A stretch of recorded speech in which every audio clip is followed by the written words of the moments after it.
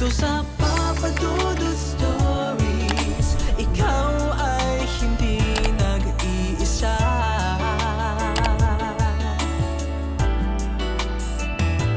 Dito sa Papa Dudut Stories, may nagmamahal sa'yo. Papa Dudut Stories, Papa Dudut Stories. Dear Papa Dudut, sa lahat po ng mga nakatutok ngayon, huwag pong kalimutan mag-like, mag-share at mag-subscribe. Maraming salamat po sa inyong lahat.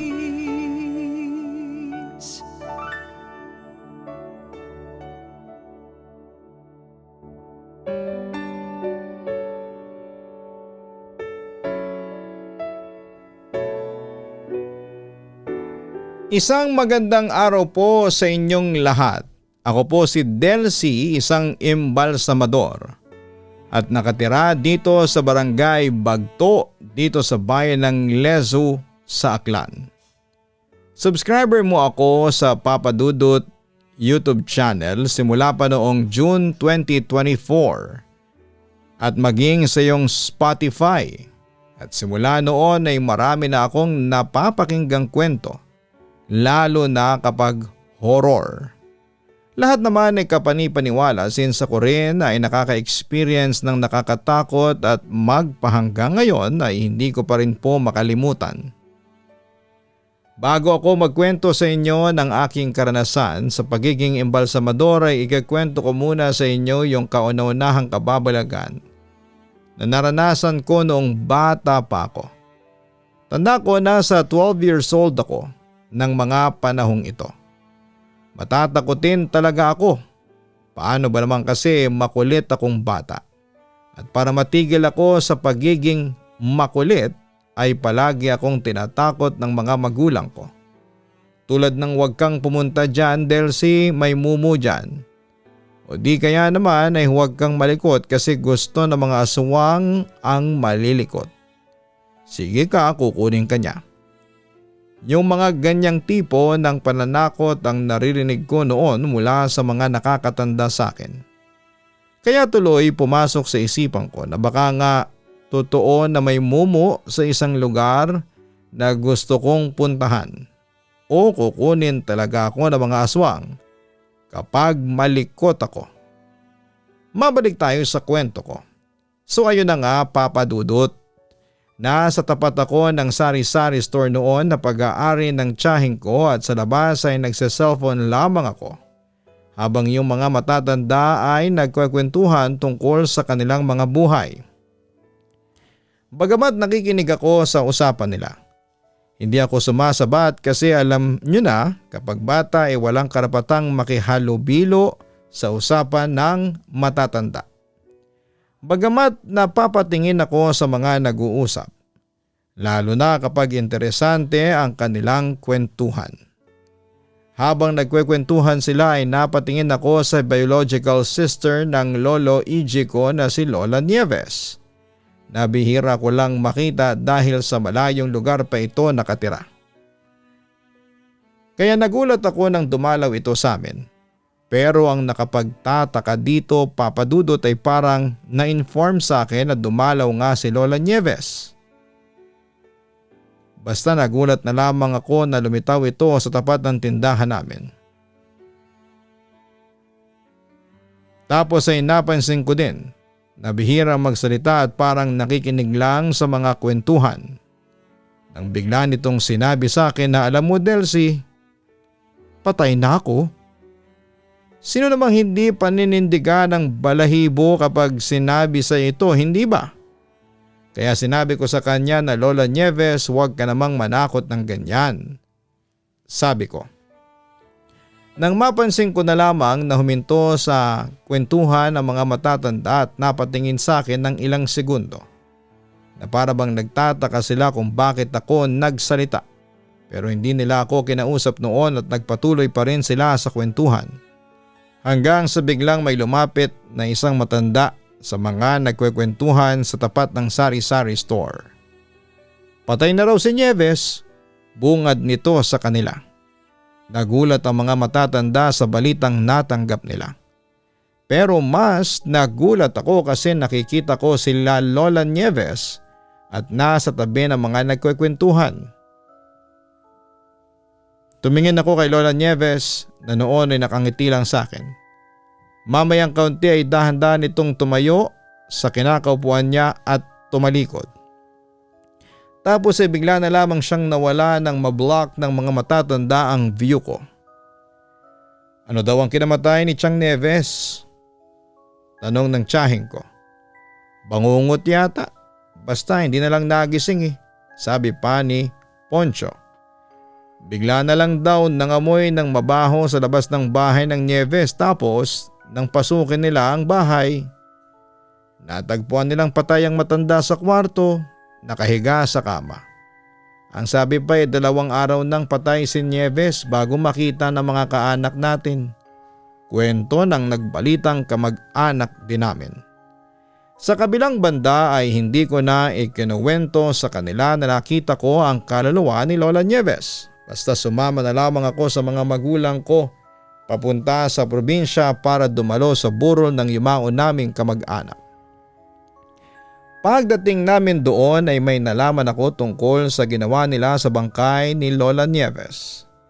Dahil may mga pamahiin daw sa probinsya at mga sabi-sabi ukol sa patay. Hindi daw nila pinaimbalsamo para buo pa rin daw. So ang ginawa ay nilibing ng buo yung kapatid ng lolo ko nang walang imbalsamo. Siyempre pagkatapos ng libing ay bumalik na kami sa lugar namin. Pero makalipas siguro ng 1 buwan ay nakatanggap kami ng isang nakakatakot na balita. Yung bahay ni Lola Nieves ay naging abandonadong bahay pagkamatay ng matanda. Pero makalipas ang 1 buwan ay binalaksan ng tirahan ito ng isang kamag-anak namin. Pero laking gulat daw nila nang makita nila sa loob ang hindi pa naaagnas na bangkay ni Lola na nakaupo in an upright position. Dahil sa takot lahat daw sila ay nagtakbuhan. Ang iba naman ay bumisita sa puntod ng lola ko para alamin ang katotohanan. Nakita nga nilang parang hinukay ang pinaglibingan. Ang tanong na lang ng mga kamag-anak ko ay sino ang naghukay at sino ang naglagay ng bangkay sa bahay. Kinabukasan, pagkaraang madiskubre ang bangkay ay biglang dumating raw ang kaibigan o kakilala ni Lola Nieves na pinapaniwala ang mangkukulam. Nung kinumprontanan ng mga pari at pulis dahil sa takot ay nilawayan lang daw ng mangkukulam yung bangkay. Biglang bumukas yung mata kaya lalong natakot ang mga taga doon. Pero bumukas man ang mga mata ni Lola Nieves ay hindi pa rin ito humihinga at talagang patay na. Dahil sa mga nangyari ay nagpasya na ang lahat na ipaimbalsamo na ang katawan ni Lola Nieves. Nang sa ganoon ay hindi na magdulot ng takot sa mga kamag-anak namin. So ito nga ang kauna-unahang kababalaghan na naranasan ko at ng angka namin. At madalas kong ikwento yon sa mga kaibigan ko nang tumira kami sa syudad. Sa kabilang banda lumipas ang panahon at nagpasya akong mag-aral ng pagiging mortician. Nagpasya akong maging embalsamador para malabanan ang pagiging matatakotin ko. Noong una ay talaga namang nag-struggle ako kasi inuunahan ako ng takot pero nagpasya akong maging matatag at nilabanan ko talaga ang nararamdaman ko. Sa huli ay makalipas ang ilang taon ng pag-aaral at practice ay naging embalsamador na ako, Papa Dudut. Naging maayos naman ang unang 6 na buwan ko bilang embalsamador. Araw-araw kong trabaho ang mag-ayos ng mga katawan ng pumanaw. Hugasan, bihisan at ihanda para sa huling sandali na makikita pa sila ng kanilang mga mahal sa buhay. Maraming tao ang nagsasabing nakakatakot daw ang trabaho ko. Pero para sa akin, ito na ang nakasanayan. Sanay na ako sa lamig ng kwarto, sa amoy ng formalin at sa katahimikan ng gabi habang abala ako sa trabaho ko. Ngunit hindi ko malilimutan ang isang karanasan na hanggang ngayon ay bumabalik-balik sa isipan ko. Isang gabi na halos tumigil ang tibok ng puso ko sa takot. Isang hapon may tumawag sa amin mula sa isang baryo. Kailangan daw kunin ang katawan ng isang lalaki na matagal nang may sakit. Ayon sa pamilya, mahigit 12 oras na itong nakahiga at hindi na gumising pa. Sobrang payat na raw at halos butot balat na at wala ng pulso. Agad kaming pumunta ng kasamahan ko para kunin ang katawan. Pagdating sa bahay, sinalubong kami ng iyakan ng pamilya. Nakahiga ang lalaki sa banig, payapang nakapikit at mahina ang ilaw ng lampara na tanging nagbibigay liwanag sa silid. Sinilip ko ang katawan, totoo nga at wala na siyang pulso at malamig na ang balat. Kinumpirma namin at saka siya dinala pabalik sa funeraria. Pagdating namin, ginawa ko na ang nakasanayang proseso. Inayos ko ang mesa. Nilabas ang mga gamit, scalpel, syringe, karayom at ang bote ng formalin. Isinampa namin ang katawan sa stainless table at sinimulan ko na ang paghahanda. Tahimik lang ang paligid, tanging ugong ng electric fan ang maririnig. Sanay na ako sa ganitong tanawin pero sa oras na yon ay hindi ko alam na may kakaiba palang mangyayari. Habang hinuhugasan ko ang katawan ay napansin kong parang may kaunting init pa ito. Napailing ako at sinabing baka guni-guni ko lang. Siguro dahil mahina ang ilaw at pagod na rin ako sa maghapong trabaho. Pero nang hawakan ko ang pulso ay nananatiling wala akong nararamdaman. Tuloy lang ako sa ginagawa ko. Dumating ang oras na kailangan ko nang simulan ang proseso ng pag-iimbalsamo. Kinuha ko ang malaking karayom na ginagamit para iturok ang formalin sa ugat. Nakayuko ako at nakatutok sa ugat ng lalaki at dahan-dahang itinusok ang karayom. Doon na nagsimula ang hindi ko malilimutan. Biglang gumalaw ang kamay. Para bang isang tao na nasaktan ng tusukin ng karayom. Ang kamay niyang payat ay bahagyang gumalaw at nakita kong parang gumaspang ang balat ng dati ay nakarelax lang. Munti kong mabitawan ang karayom sa sobrang pagkagulat, Papadudot, at malamig na pawis ang bumalong sa bato ko. Napalayo ako ng isang hakbang, nakatitig sa kanya at hindi ko alam kung tatakbo ba ako palabas ng kwarto. Hindi yun imahinasyon, kitang-kita ko na kumirig ang katawan niya na para bang buhay pa siya. Diyos ko! Mahina kong sambit habang nanginginig ang kamay ko. Pinilit kong lakasan ang loob ko. Sa tagal ko nag-iimbalsamo ay ngayon lang ako nakaranas ng ganito. Tinawag ko ang kasama kong nasa kabilang silid. Pagpasok niya ay tanong niya kaagad ay bakit? Itinuro ko ang katawan. Pero sa oras na yun ay tahimik at payapang nakahiga ulit ang lalaki. Para bang walang nangyari. Sinabi ko na kumirig siya. Pero tumawa lamang ang kasama ko at sinabing baka nagtataka lang ako dahil pagod. Mga muscle reflex lang yan, sabi niya. Pero sa puso ko, alam kong hindi ordinaryong reflex lang ang nakita ko. Pinilit kong ipagpatuloy ang trabaho kahit nanginginig pa rin ang kamay ko. Habang ipinapasok ko ang formalin ay iniisip ko kung bakit hindi pa talaga siya patayin nang dinala sa amin. Baka naman comatose lang siya at pinapaniwalaan ng pamilya na wala na. Pero imposible din kasi 12 oras na siyang walang pulso. Paano kaya kung nagkakamali kami? Paano kung mali ang oras ng kanyang pagpanaw? Habang tinatapos ko ang proseso para akong binabantayan, ramdam kong may mga matang nakatingin sa akin. Pero wala namang tao kundi kaming dalawa lamang ng kasama ko. Ang katahimikan ng silid ay lalong nagpatindi ng kaba. Parang bawat segundo ay napakahaba. Nang matapos ko siyang ayusin, sinarado ko ang mga mata niya at binalot ng puting tela. Habang tinakpan ko siya, may malamig na hangin ang dumaan sa gilid ko. Napatingin ako sa pintuan, pero sarado naman ito. Doon ako nakaramdam ng pangingilabot. Parang may nagpaparamdam talaga sa loob ng funeraria. Kinagabihan bago ako umuwi, dumaan muna ako sa chapel kung saan nilagay ang katawan. Tahimik ang paligid, may ilang kandila lang na nakasindi. At maririnig ang mahihinang dasal ng pamilya. Tumigil ako saglit. Tinitigan ko ang payapang mukha ng lalaki at tahimik na nagdasal para sa kanyang kaluluwa.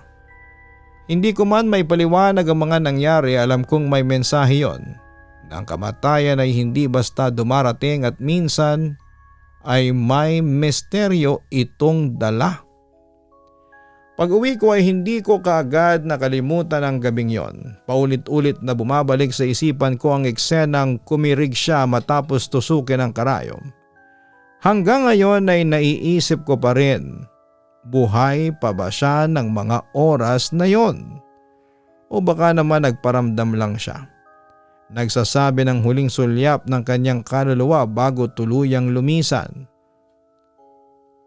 Bilang isang imbalsamador ay sanay ako sa lamig ng bangkay at sa katahimikan ng gabi. Pero sa gabing yon ay natutunan kong kahit gaano tayo kasigurado ay may mga bagay na hindi kayang ipaliwanag ng siyensya. Samantala pagkatapos ng araw na yon ay pilit ko nang kinalimutan ang insidenteng yon, pero papadudot. Dito na po nagsimula ang totoong kababalaghan.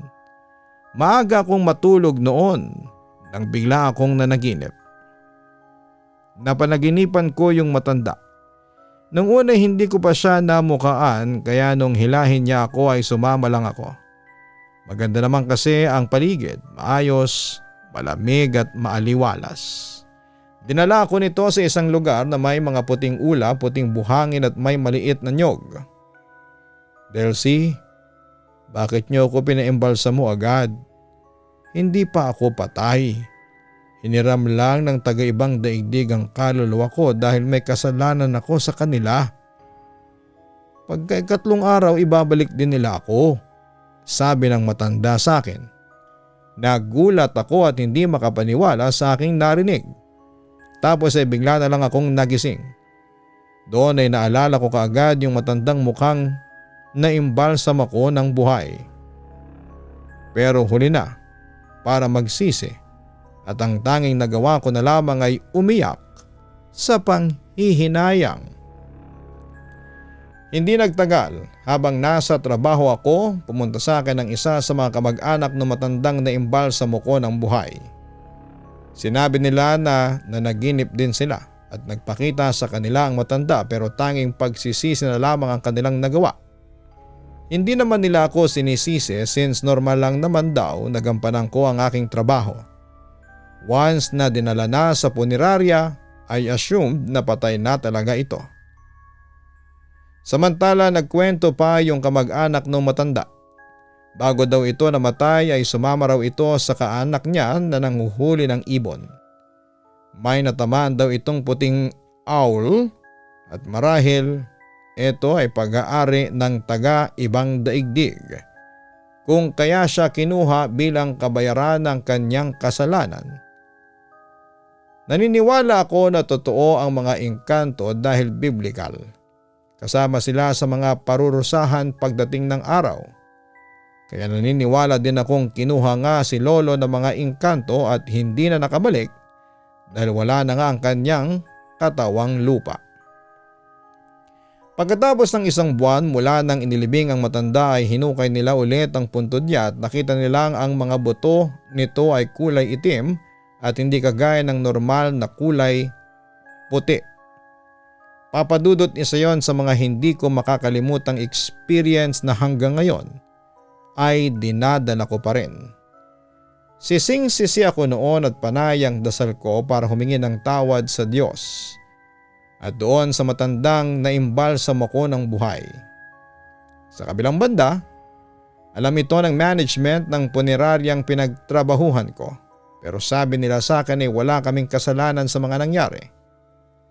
Ganun pa man ay hindi pa rin maiwasan na bagabagin ako ng aking konsensya. Papadudot mahirap maging embalsamador. Hindi lang kasi takot ang namamayagpag sa iyong puso, kundi lungkot at awa sa mga kamag-anak o kapamilyang nawala ng mahal sa buhay. Masakit sa pusong pagmasdan na umiiyak sila dahil nawala ang kanilang haligi ng tahanan. Yung ilaw ng kanilang buhay, yung breadwinner ng pamilya, yung mapagmahal na kapamilya o kamag-anak na nag-alaga, umunawa at nagmahal sa kanila. Nakakalungkot man pero kailangan naming mga imbalsamador na maging matatag at matapang para hindi lang kami kumita para may ipangkain kami sa aming pamilya kundi para matulungan namin ang mga naulilang kamag-anak o kapamilya na mabigyan ng desenteng libing ang kanilang mga mahal sa buhay. Papa Dudut, dito ko na po tatapusin ang aking kwento at sana po ay makarating ito sa inyong programa at may tampok sa Papa Dudut Stories. Muli maraming salamat, magandang araw, magandang gabi sa inyong lahat. Lubos na gumagalang, Delcy. Maraming salamat kay Delcy sa pag-share mo ng iyong kwento sa amin. Tama ka, isa talaga sa mga pinakamahirap na trabaho ang pagiging mortician o embalmer. Dahil hindi lang emosyon ang kalaban mo kundi pagod at utak. Sa pag-iimbalsa mo ayon sa mga listeners nating may ganitong trabaho, ang embalsamador ay kailangan palaging may presence of mind. Hindi kinakabahan o natatakot. Kailangan matibay ang loob at mapanuri at mahaba ang pasensya. Dahil hindi nga lang takot ang kalaban mo, kundi lungkot na pwedeng mauwi sa depresyon and over fatigue. Kaya taas noo ang ating programa sa mga embalsamador tulad ni Delcy. Kung wala po sila, hindi magkakaroon ng desenteng burol at libing ang ating mga yumaong mahal sa buhay.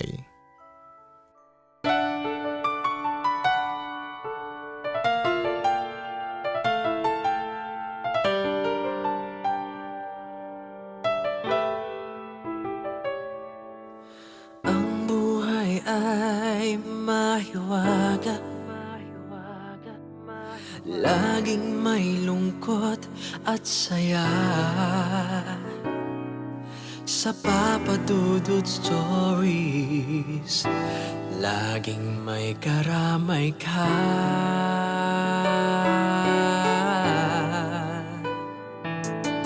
Mga problemang kay bigat, dito ay pakikinggan ka.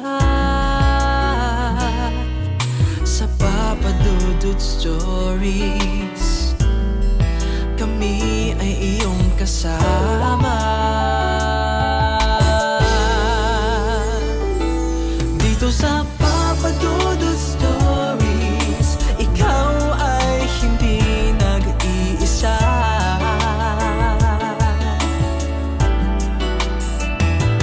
Dito sa Papa Dudut Stories, may nagmamahal sa'yo. Papa Dudut Stories, Papa Dudut Stories,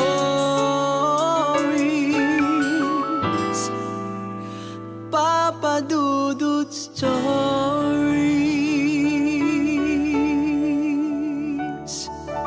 Dito sa Papa Dudut Stories, ikaw ay hindi nag-iisa.